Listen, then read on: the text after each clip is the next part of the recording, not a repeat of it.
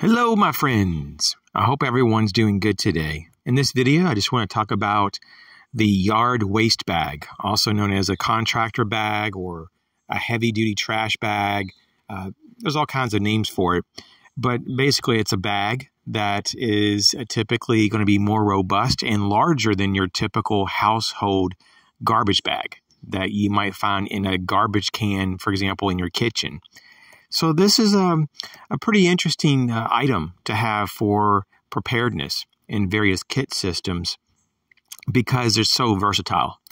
And so before I get into this, I'm just going to give you my recommendations, or at least a range of some parameters that I like to stay within, or to kind of have as a minimum to kind of purchase this item. And of course, it's just about preference, and it depends on what you're going to be using your bag for. But for me, for general preparedness use, I like to have a bag that is at a minimum 2 to 3 mil thick. I've tried the 1 and the 1.5 mil thickness bags, and they're just, not enough. They're just too thin, Will they get you through a pinch? Possibly, but they're not very robust. So 2 to 3 mil is kind of on the bottom for my personal minimum of thickness, but I do prefer them a little bit thicker than that. In terms of like the actual capacity, for me personally, between 50 to 55 gallons is kind of like on the light side, the small side, and then up to close to around 100 gallons is kind of more optimum. And so it's just up to you about what kind of size bag you want. But I like a larger bag. It just gives me more options. So in terms of things you can do with this bag, besides just putting, yard waste in it or just putting garbage in the bag, you can do a lot of things. And so I have a little over 20 uses here just as examples, but there's hundreds, if not thousands of other uses to consider. The first one here, though, for an alternate use of the yard waste bag would be a bivy bag, to make it into like a bivy sack. Now, how could you do this? Well, there's quite a few different ways. You can have one yard waste bag that you get into, and then you can actually take a second yard waste bag and get into that as well. So you basically kind of shimmy into 2 bags. Now, in between bag number 1 and bag number 2, there's going to be some space there. And what you can do is that you can just fill up that space as much as possible. Basically, what you're doing is you're just kind of creating like a type of insulation to prevent any kind of negative conduction from your core body heat to the ground. And you can stuff it with all kinds of debris. For example, it could be dry grass. It could be bark. It could be leaves, pine needles, you name it. You just stuff whatever you can in there. I mean, it could even just be like if you have some paper, like if you just come across like a big ream of paper, just wad up that paper and just start stuffing it in there between the bags. So that's an option. Another option how you can use this bag is as a tarp. There's a lot of different ways you can cut the bag. You can butterfly it open. You can do all kinds of different cuts to make this one piece for a ground cover or overhead cover, shelter, lots of different options, right? So you can definitely make a tarp shelter with, especially the larger yard waste bags. There's just no doubt about it. A poncho. With very little modification, you can make it into a poncho. You can create various openings on the bag in various locations for your head or your arms to come out of. Some people don't want to cut holes unless they have to, because they want as much protection from the environment as possible. So they don't want to cut holes for their hands or their arms to go through. But even for their head, instead of actually cutting the hole in the bag at the very top of the bag, right, you can actually cut a hole on the side of the bag so that your head is actually kind of going to be looking out, and you're going to have a hood that's going to kind of basically form in that configuration. So just kind of look into this, because there's a lot of different ways to make a more advanced poncho with a bag. We also have a pack cover. So if you have a backpack and you're going out in the woods and it's starting to rain and the bag may not be that water resistant for whatever reason, you can take out your bag, your yard waste bag, and cover your pack. And so it's just that simple. So it could be some type of cover device. You can also use it as a water collection piece of kit, where you can have the garbage bag modified so that it has more surface area. Maybe it's modified like a tarp, and so that it can actually collect the rainwater, and you can have the lowest point of the bag, in the middle. You can just put like a rock or something in the middle, in a slight depression in the ground, and you can have the water start to pool on the bag from rain. And so there's a lot of ways to do this as well. There's all kinds of other systems. You can take these bags and you can cover over top of leaves that are on trees. And in the sun, it will cause those leaves to basically evaporate the moisture into the bag, and it would collect the moisture will collect in the bag. And it's one of those things. I think they call it like perspiration, bags or something like that. But basically you can just evaporate moisture off of foliage, and you can get water that way. And you can use this bag to do that. Of course, it is a little bit better if you have a bag that is clear, for that purpose. But you can still use it for other uses. And you can just use it as a simple container.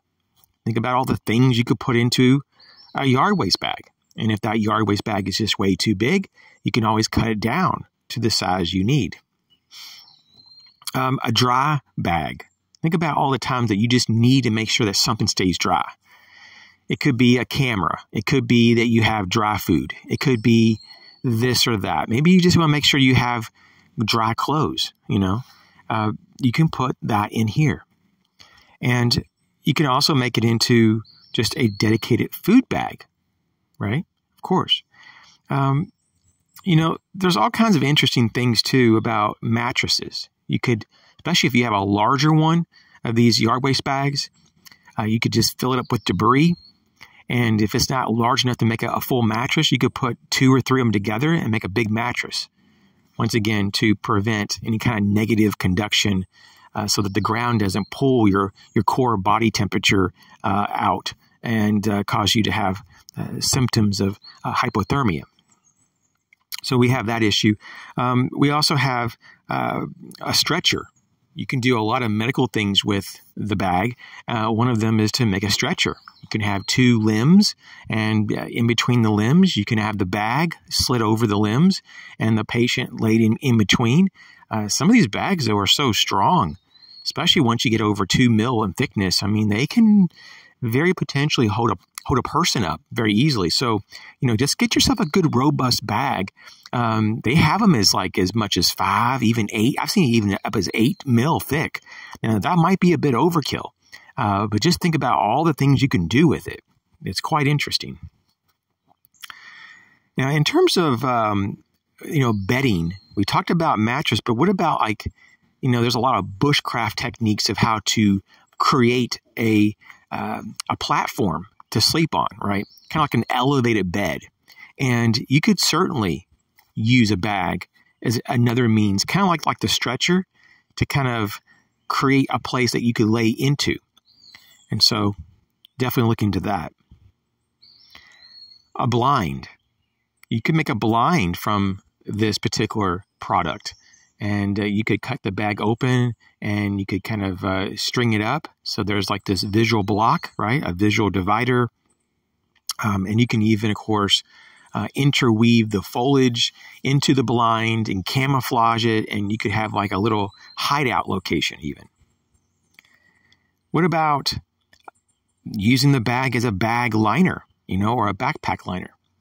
I think that's a great idea. There's a lot of military folks that's what they do. They actually take a garbage bag or a yard waste bag, and they put that in the bag first, and then they put all their gear into the backpack, and then they tie off all that in the bag, and they have a very water resistant, pretty much near waterproof system there.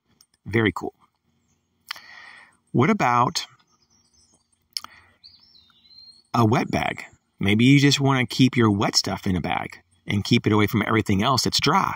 So if you have wet clothes on, well, if you don't have time to let it dry out, well, you can put it in the wet bag. What about a flotation device? Yeah, especially if the bag is robust enough, you could definitely capture air, tie it off, and use that as a floating device, an assist, so that you could actually, while you're in the water, lean forward with the bag under you and use that buoyancy from the air in the bag to help move you across a body of water. That would help you to expend a lot less energy, so you can be more conservative of your energy, which is a big thing in a survival situation. You want to conserve energy. And, you have also an increase of speed. It kind of reminds me of like people who keep a bicycle, like a floating bike or a scooter in their vehicle, in case their vehicle breaks down. Instead of having to walk miles and miles and miles to get help, you can just jump on your bike or scooter and get there with a lot less effort. A lot less effort. So it's just something to think about. I mean, there are some people who even use roller skates, as part of their get home bag system, because it requires a lot less effort to move over distances with roller skates or a skateboard. What about another use here? Another use could be that you keep your firearm, kind of protected from the elements with the bag. So you can have various sensitive equipment or things that have metal on it, that are oiled and they're being cared for, but you're trying to keep excess moisture from, being on it. You could put it in a bag and tie it off. So that's an option. A cache bag. You could have a yard waste bag. You probably want to maybe double or triple up if you're really going to do this for real, but you could dig a hole and have 2 or 3 bags that you use, and you tie them off, inside each other with some gear or supplies that could be very life-saving. So, a cache bag. Of course, it doesn't have to be just in the ground. You can take the bag and put it up into an attic of a barn or a loft or whatever. What about cordage? You can actually cut strips of these heavier mill bags and literally braid them or twist them or use them in conjunction to make cordage.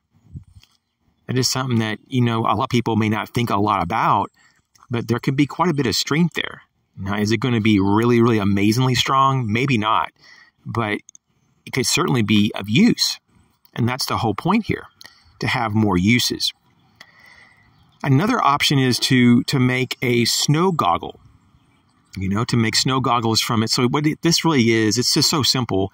You can just take a strip that you cut from the bag and tie it around as if it's like some kind of bandana over your brow. And then you can kind of just mark it like where your eyes are and take off that strip and cut little slits or little holes so that you can look out. And what that does, it prevents the glare of snow from giving you snow blindness. So you can actually have like snow goggles that would, once again, prevent you from having snow blindness. Another option is to use these bags and cut them up into strips or whatever is appropriate for trail markers, so that you can kind of make sure that you don't get lost somewhere, or that you can maybe just understand where you've been. So if you do need to kind of backtrack, you can follow it a lot quicker than having to do constant bearings off of a map and compass. What about footwear or foot wraps? I mean, and for this, for the matter here and for the example, you could extend it to a lot of body parts like makeshift mittens or, hand coverings. But basically the picture here is that, yeah, you could certainly use a few bags and or a few pieces or parts of the bag to wrap the foot, and maybe use some duct tape to secure it off, and maybe take some grass, some dry grass, and stuff it into this wrap. And you can basically have some makeshift shoes or footwear. Definitely better than nothing. The last example here is a bandage holder. If you don't really have anything else, you can cut strips of the bag and to use it as tie-offs to hold bandages and gauze and all of this stuff, right? So it's all pretty much common sense, but just some things to think about. And these are good exercises as well to think about what you can do with the stuff that you have. Simple things too that are out there, like these bags that you can get for less than $1 each. It's a pretty cool product, really. It's a very multi-use, awesome item to consider. So what do you think about this? Do you have any other ideas? If you want to contribute to the conversation, please do so in the comment section. Thanks for your support. Thanks for hitting the like button. Thanks for sharing the video. If you haven't subscribed, please do so. And if you haven't subscribed, not only do you want to do that, but hit the bell icon so they can be notified. A lot of people don't hit that, and they never get notified of the new videos. And that's what causes a lot of problems, is that people just don't know that there's something new to watch. And then it hurts the channel because, well, I don't get many views just because there's all, people haven't clicked the button. And so there's a lot of you guys out there that are subbed, but very few have hit the notification, the little bell to get the notifications. And so it's kind of like not the best situation. So if you could, help me out, I really appreciate it if you could just watch the videos, hit the notification, give me feedback on what's going on. That would be great. Hey, thanks for your support. Catch you later.